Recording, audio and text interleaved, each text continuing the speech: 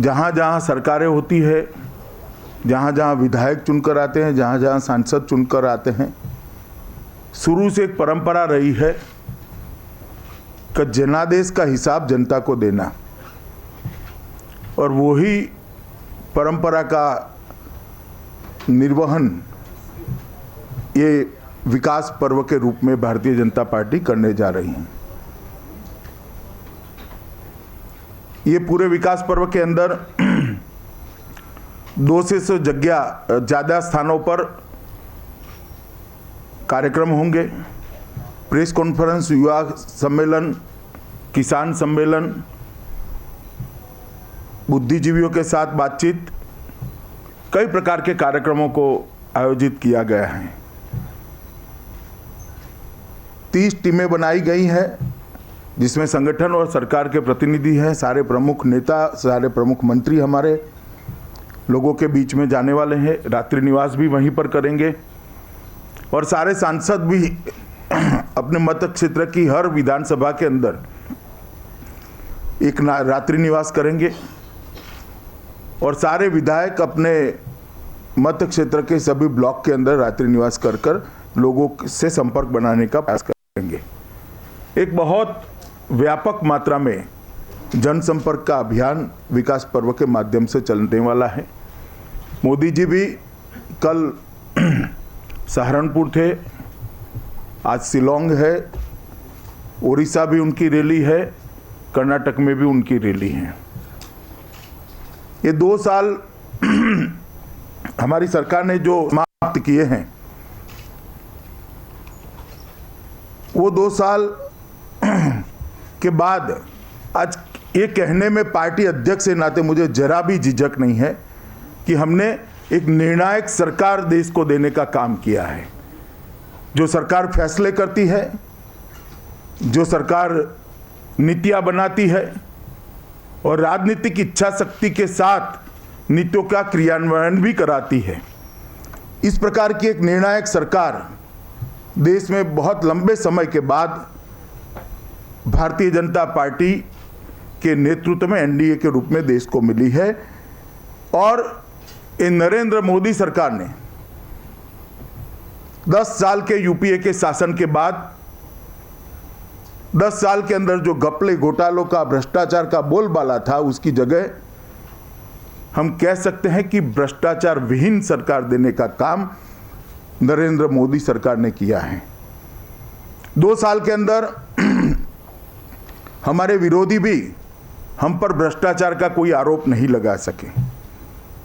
जनता की समस्या को, चाहे वो दीर्घकालीन हो, चाहे वो तत्कालीन किसी बात से उत्पन्न हुई हो, उसको इमीडिएट रिस्पॉन्स करने में सरकार ने ये 2 साल में तत्परता दिखाई है। इसका ताज़ा उदाहरण नीट का अध्यादेश है। इस प्रकार की कई समस्याओं को इस सरकार ने एड्रेस किया है और उसको लॉजिकल एंड तक ले जाने का काम भी किया है।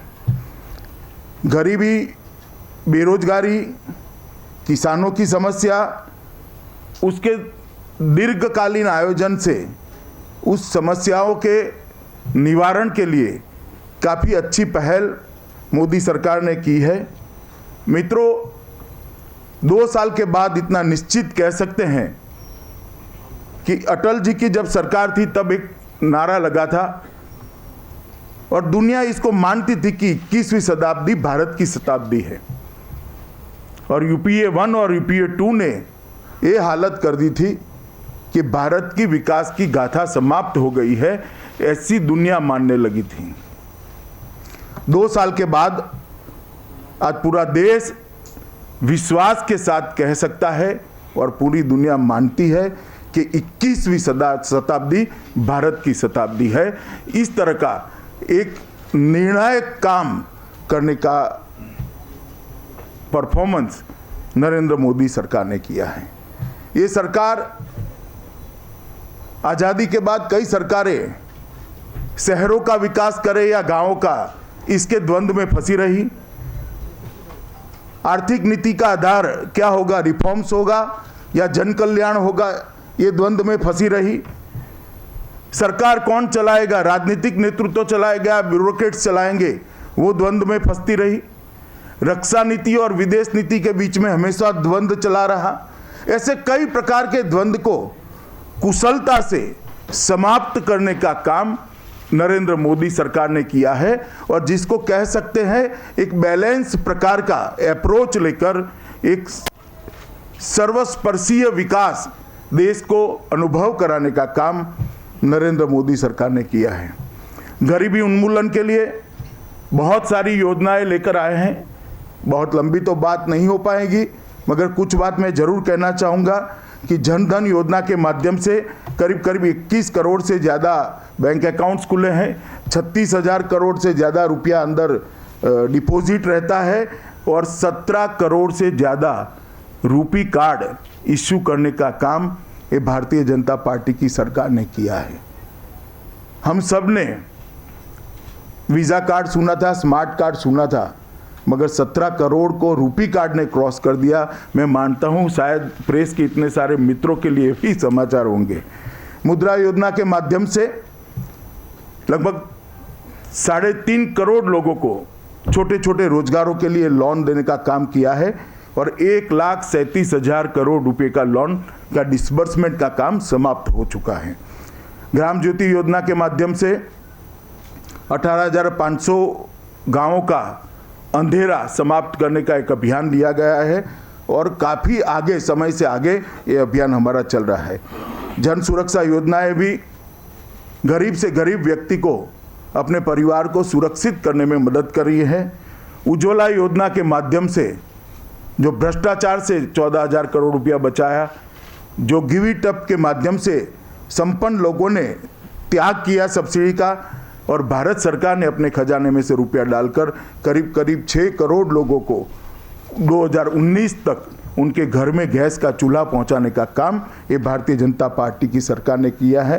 प्रधानमंत्री ग्राम सड़क योजना, प्रधानमंत्री शहरी आवास और प्रधानमंत्री ग्रामीण आवास कर लगभग 3 करोड़ आवास बनाने का लक्ष्य है और समय से वो लक्ष्य आगे चल रहा है। किसानों के लिए भी एक अनूठे प्रकार की प्रधानमंत्री फसल बीमा योजना लेकर ये सरकार आई है। जो पहले फसल बीमा योजनाएं थी उसमें जितने भी किसानों को परेशानी करने वाले बिंदु थे वो सभी को निरस्त करके एक कह सकते हैं सर्वांग संपूर्ण प्रधानमंत्री फसल बीमा योजना लेकर मोदी सरकार आई है। सॉइल हेल्थ कार्ड के माध्यम से करीब 14 करोड़ किसानों के खेत के अंदर जो जमीन की प्रत है वो कैसी है, किस प्रकार का क्रॉप अंदर हो सकता है, कितना खाद चाहिए, कितना पेस्टिसाइड्स चाहिए और कितना पानी चाहिए, इसकी वैज्ञानिक जानकारी किसानों को देने का एक लक्ष्य रखा है और लगभग 1 करोड़ 80 लाख से ज़्यादा लोगों को ये देने का काम समाप्त हो चुका है। प्रयोगशालाओं के अंदर, लेबोरेटरी के अंदर जो कृषि विकास के लिए प्रयोग होते थे वो लेबोरेटरी तक सीमित थे। लैब को लैंड के तक पहुंचाने का काम नरेंद्र मोदी सरकार ने किया है। मैं मानता हूं ये बहुत बड़ी उपलब्धि है। नीम कोटेड यूरिया के माध्यम से यूरिया की सब्सिडाइज यूरिया की चोरी और उसमें जो भ्रष्टाचार होता था उसको रोकने में सरकार ने बहुत बड़ी सफलता प्राप्त की है और इसी के कारण आज देश भर में किसानों को जितना यूरिया चाहिए उतना यूरिया उपलब्ध हुआ है। उत्तर भारत में शायद पहली ही रबी की फसल ऐसी गई होगी जिसमें लाठियां न भांजी हो यूरिया के लिए। ये बहुत बड़ी उपलब्धि है। प्रधानमंत्री इरिगेशन योजना के माध्यम से भी सूखे प्रभावित इलाकों में पानी की हर बूंद का उपयोग कैसे हो इसकी एक डिटेल योजना बनाई है। गोकुल मिशन के माध्यम से पशुपालन के लिए भी बहुत अच्छा काम हुआ है। सूखा और बाढ़ के समय में सहायता के सारे पैरामीटर्स को चेंज कर किसानों के साथ खड़ी रहे सरकार, इस प्रकार की एक अच्छी नीति लेकर सरकार आई है और ई मंडी के माध्यम से किसान को अपनी उपज के दाम ठीक से मिल पाए इसकी भी व्यवस्था करने का प्रयास किया है। Stand up, startup, skill India और मुद्रा बैंक ये चारों का एक संपुट बनाकर बेरोजगारी को एड्रेस करने का काम नरेंद्र मोदी सरकार ने किया है। और पहली बार कोई सरकार ने साहस किया है कि बेरोजगारी दूर करने का मतलब सिर्फ नौकरी नहीं होता, बेरोजगारी स्वरोजगारी से भी दूर हो सकती है। और इसके लिए प्लानिंग कर कर stand up, startup, skill India और मुद्रा बैंक योजना का एक संपुट लोगों के सामने रखा है। और ये चारों योजनाओं के माध्यम से करीब करीब आज तक 5 करोड़ लोग अपने स्वरोजगार को शुरू कर पाए हैं। ये भारतीय जनता पार्टी की, मोदी सरकार की बहुत बड़ी सिद्धि है। आर्थिक मोर्चे पर भी सरकार ने बहुत अच्छा परफॉर्म किया है। अपना जीडीपी चीन से भी आगे रहा है। आईएमएफ भारत के अर्थतंत्र के लिए काफ़ी आशावादी है। महंगाई बाय एंड लार्ज काबू में रही है। विदेशी मुद्रा का भंडार आज़ादी के बाद सबसे ज़्यादा अगर कहीं पर रहा है तो यहीं पर रहा है। विदेशी निवेश 42% बढ़ा है। ईज ऑफ डूइंग बिजनेस में 12 अंकों की छलांग लगाने का काम एक ही साल के अंदर हुआ है। मैं मानता हूं कि बहुत बड़ी बात है मित्रों। भ्रष्टाचार के अंदर एडमिनिस्ट्रेटिव सुधार कर कर बहुत कटौती करने का काम किया है। बहुत सारे एग्जाम्पल है इसके, मगर मैं कुछ बात स्पेक्ट्रम की नीलामी, कोयला ब्लॉक की नीलामी, खनिज की खदानों की नीलामी और एफएम रेडियो की पारदर्शी नीलामी से भ्रष्टाचार को कैसे काबू में किया जा सकता है, इसका हमने एक अच्छा उदाहरण दिया है। ऊर्जा के क्षेत्र में सबसे ज़्यादा ऊर्जा का उत्पादन, सबसे ज़्यादा कोयले का उत्पादन, सबसे ज़्यादा परिवहन के लिए लाइन डालने का काम इसी 2 साल में हुआ है। आज़ादी के बाद सबसे ज़्यादा ये तीनों क्षेत्रों में प्रगति ये भारतीय जनता पार्टी की मोदी सरकार ने की है। एलईडी बल्ब के माध्यम से गरीब व्यक्ति के घर में बिल को कम करने के लिए एक बहुत बड़ा अभियान उठाया गया है और 10 करोड़ से ज़्यादा परिवारों को इसका फायदा मिला है। रेलवे के अंदर भी आमूलचूल परिवर्तन किया है। 16 किलोमीटर प्रतिदिन की स्पीड से राजमार्ग बन रहे हैं। सागरमाला कार्यक्रम के माध्यम से देश के उद्योग को गति देने का काम चला है और लगभग 4 लाख करोड़ का निवेश बंदरों के लिए इस सरकार के आने के बाद आया है। राष्ट्रीय जल मार्ग की शुरुआत हुई है। गंगा और ब्रह्मपुत्र में 2 राष्ट्रीय जल मार्ग बनाने का काम शुरू हो चुका है और 106 और जल मार्गों को आइडेंटिफाई कर कर इसकी संभावनाओं को तराशने का काम शुरू हुआ है। 1 रैंक 1 पेंशन बहुत सालों से जो मांग थी, इसको मोदी सरकार ने एक ही साल के अंदर समाप्त करने का काम किया है। मैं मानता हूँ ये बहुत बड़ी उपलब्धि है।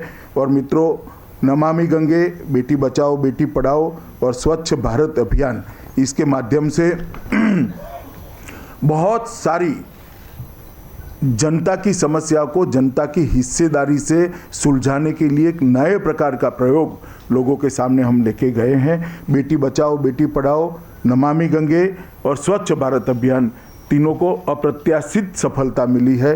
प्रधानमंत्री जी की अपील पर लोग किस तरह से जन समस्याओं को सुलझाने में अपनी हिस्सेदारी बढ़ा सकते हैं, इसका एक बहुत बड़ा उदाहरण है। लगभग हर 15 दिन में एक नया इनिशिएटिव ये सरकार ने लिया है। बहुत लंबी सूची है, मैं इसके डिटेल में जानना नहीं चाहता, मगर एक ही सरकार ऐसी होगी जिसने हर 15 दिन में एक नया इनिशिएटिव लेने का काम किया है मित्रों। और इन सब का परिणाम भी दिखता है। 2015 का साल की ही बात कर दें तो 2015 में आज़ादी के बाद सबसे ज़्यादा यूरिया का उत्पादन करने का काम भारत में हुआ है। 2015 में सबसे ज़्यादा इथेनॉल पेट्रोल के अंदर मिक्स करने का काम भारत के अंदर हुआ है। 2015 में ग्रामीण गरीबों के लिए सबसे ज़्यादा गैस उपलब्ध कराने का काम आज़ादी के बाद 2015 में हुआ है। अब तक देश में सबसे ज़्यादा कोयले का उत्पादन आज़ादी के बाद 2015 में हुआ है। अब तक देश में सबसे ज़्यादा बिजली का उत्पादन आज़ादी के बाद 2015 में हुआ है। बंदरों पर से माल की आवाजाही का जहाँ तक सवाल है, आज़ादी के बाद सबसे ज़्यादा कोई एक साल में अगर हुई है तो 2015 में हुई है। रेलवे में पूंजी की लागत का जो सवाल है, वो आज़ादी के बाद सबसे ज़्यादा पूंजी अगर किसी एक वर्ष में लगाई गई है तो 2015 में लगाई गई। आज़ादी के बाद सबसे ज़्यादा राजमार्ग बनाने का काम अगर कोई एक साल में हुआ है तो 2015 में हुआ है। मोटर गाड़ी का उत्पादन, कार का उत्पादन सबसे ज़्यादा आज़ादी के बाद किसी एक साल में हुआ है तो 2015 में हुआ है। 2015 में आज़ादी के बाद सबसे ज़्यादा सॉफ्टवेयर निर्यात का अगर काम हुआ है तो 2015 में हुआ है। मैंने जैसे कहा, ईज़ ऑफ डूइंग बिजनेस की तालिका में सबसे बड़ी छलांग भी 2015 में लगाई गई और 2015 में भारत का सबसे बड़ा विदेशी मुद्रा का भंडार भी अर्जित करने का काम हुआ है। और ये जो परफॉर्मेंस है उसको भी लोकसभा के चुनाव के बाद जब जब जनादेश का मौका आया तो देश के अलग अलग हिस्सों के अंदर जनता ने इसको स्वीकारा है, जन समर्थन दिया है और जनादेश भी दिया है।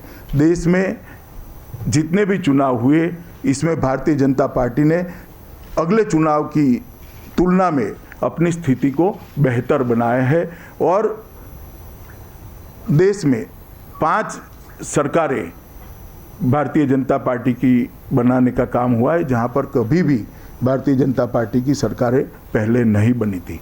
तो कुल मिलाकर रक्षा नीति का सवाल हो, सेनाओं को सुसज्ज करने का सवाल हो, सेनाओं के आधुनिकीकरण का सवाल हो, एक त्वरित रिस्पॉन्सिव रक्षा नीति बॉर्डर पर देने का सवाल हो, या दुनिया में भारत की स्वीकृति आ पाए इस प्रकार की विदेश नीति नए सिरे से बनाने का सवाल हो, हर मोर्चे पर भारतीय जनता पार्टी की मोदी सरकार ने सफलता प्राप्त की है। मैं मानता हूं कि मोदी जी के नेतृत्व में जो एक निर्णायक जनादेश देश की जनता ने हमें दिया था, देश के भले के लिए, देश को आगे ले जाने के लिए, देश को समृद्ध करने के लिए, देश को सुरक्षित करने के लिए और देश को एक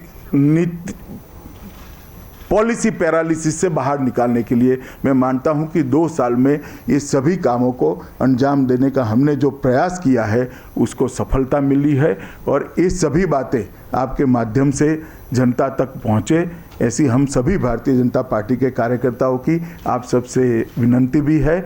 और आने वाले समय में अभी 3 साल बाकी है, 3 साल के अंदर हमें भरोसा है कि हमने जनता को जो वादे किए हैं वो सारे वादे समाप्त कर कर हम जनता के सामने फिर से एक बार जनादेश के लिए जाएंगे। 3 साल का समय बहुत होता है, 2 साल के समय में हमने काफ़ी कुछ किया है, 3 साल में काफ़ी कुछ करना बाकी है, मगर हौसला बुलंद है, मेहनत करने की तैयारी है और विजन के साथ प्लानिंग कर कर मेहनत करेंगे और ईश्वर कृपा है तो सफलता भी निश्चित मिलेगी, ये भरोसा है। धन्यवाद। हाँ महुआ, आपने 2 साल में क्या हुआ है achievements? You have told us about the achievements in the last 2 years of the Modi government. There are 3 more years to go for this tenure. My question to you is, what are the challenges that you have faced in these 2 years? And what do they look like from now for the coming 3 years?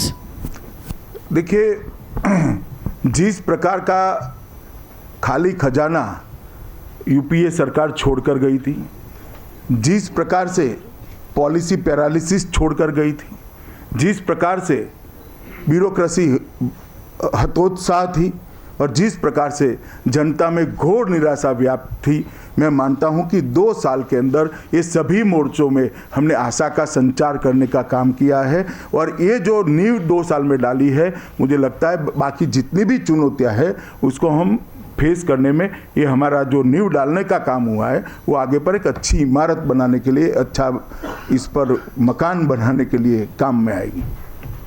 Sujit जी। अरे पहले हंस लो सुजीत, तुम यार हंसे बगैर कैसे सवाल पूछते हो? पूछो, आवाज बुलंद है आपकी। नहीं यार, माइक दो, टीवी पर दिखाई नहीं पड़ता सुजीत ठाकुर सवाल पूछ रहे हैं।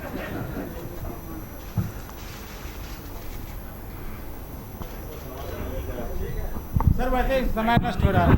हेलो, हाँ सर, मेरा सवाल ये था कि मोदी जी ने कहा था हम 5 साल के बाद जवाब देंगे जनता को, तो ऐसी क्या ज़रूरत पड़ी कि बीच में आप लोग जवाब दे रहे हैं? क्या जनता को महसूस नहीं हो रहा डेवलपमेंट हुआ, या फिर सियासी विरोधी जो आपके हैं जो दुष्प्रचार कर रहे हैं उनको जवाब देने के लिए? मोदी जी ने कभी ये नहीं कहा जवाब 5 साल के बाद देंगे। 5 साल के बाद हमारे कामों को लेकर जनता के सामने जाएंगे, फिर से एक बार जाएंगे। वो 5वां साल भी तो होगा, हर साल जाते हैं, 5वें साल का भी जाएंगे भैया। देवेंद्र पराशर 5वें साल में छोड़ नहीं देंगे। सर 2 सवाल हैं मेरे। एक तो ये कि कश्मीर में मिलिटेंट अटैक को लेकर कांग्रेस का ये कहना है कि पाकिस्तान के साथ या कश्मीर नीति आप लोगों की ठीक नहीं है, जिसके चलते इतना ज़्यादा मिलिटेंट अटैक होता है। और दूसरा चीज़ ये है कि नोएडा में आजकल बजरंग दल का ट्रेनिंग कैंप चल रहा है स्कूल में, क्या आपको लगता है कि वो ट्रेनिंग कैंप ठीक है? और अगर ठीक है तो इसको केंद्र सरकार के स्कूलों में सिलेबस में मैं शामिल इस कर लिया पर जाए? कोई टिप्पणी करना नहीं चाहता। अगर कुछ गैरकानूनी है तो सरकार की जिम्मेदारी है उस पर कार्रवाई करे, अगर कुछ गैरकानूनी है तो। और जहाँ तक कश्मीर का सवाल है, मुझे लगता है कि इसका मुंह तोड़ जवाब भारत के सुरक्षा बलों ने दिया है। और आज़ादी के बाद सबसे ज़्यादा सफलता इसमें भी अगर मिली है तो ये 2 साल में ही मिली है। अमिताभ सिन्हा जी। अमित भाई, आप तमाम दावे कर रहे हैं, लेकिन कांग्रेस ने नारा दिया है 2 साल देश का बुरा हाल, और कपिल सिब्बल मंच से चुनौती देते हैं कि प्रधानमंत्री समेत कोई भी मंत्री आकर बहस नहीं कर सकता उनके साथ 2 साल के बुरे नहीं, हाल। हम नहीं कर सकते उनसे राजीव। हम नहीं कर सकते। और आपकी कांग्रेस से अपेक्षा क्या है? हमारे बखान करेगी क्या? स्वाभाविक है भैया उनका ये कहना। Rajiv. Like Shiv Sena and PDP, that Modi government in 2 years have been more friendly towards opposition parties like TMC and AIADMK than towards NDA allies. नहीं, हम भारतीय जनता पार्टी की सरकार भारत की जनता के प्रति फ्रेंडली है।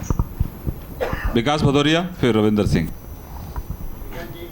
वेंकट जी आता हूँ मैं, प्लीज़। है अमित जी, मेरे 2 सवाल हैं, एक सरकार से जुड़ा हुआ है, दूसरा संगठन से जुड़ा हुआ है।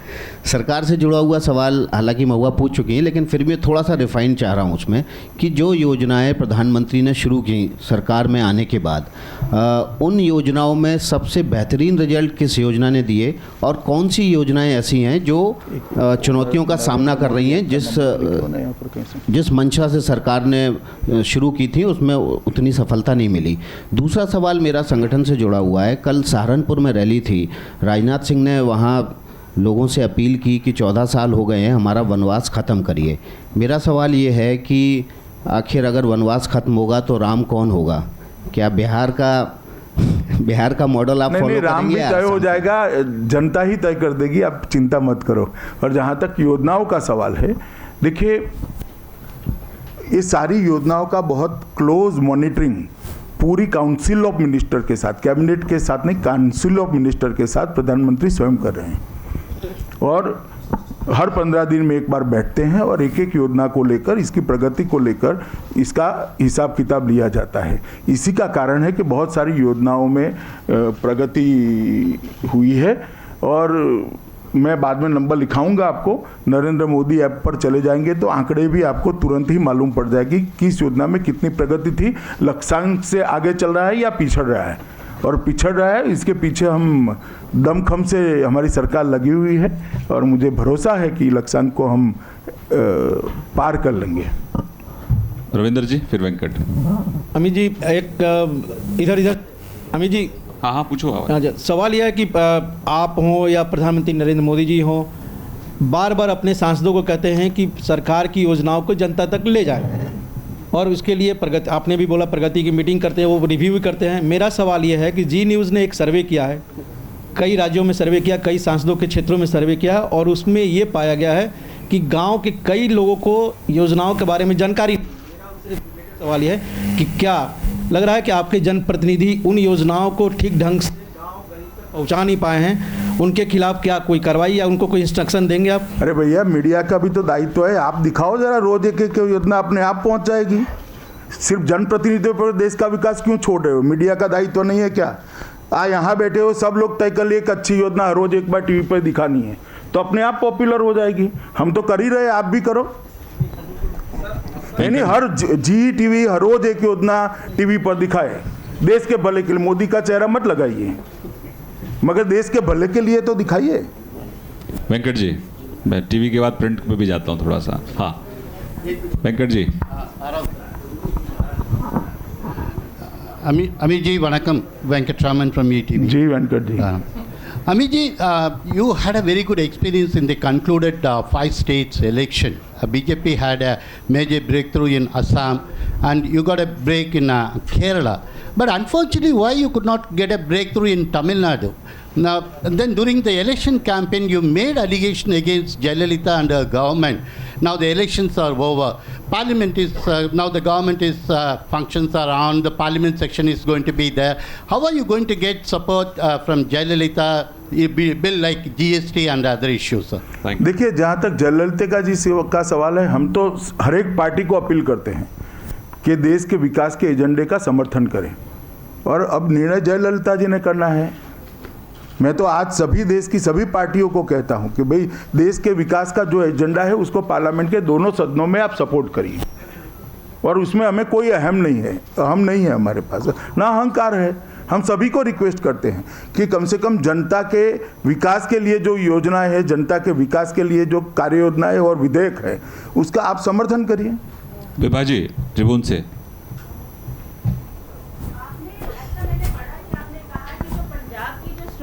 आपने अपने एलाय अकाली दल छोड़ नहीं ऐसा क्यों? और मैं स्पष्ट कर दूं, ऐसा मैंने कभी नहीं कहा है।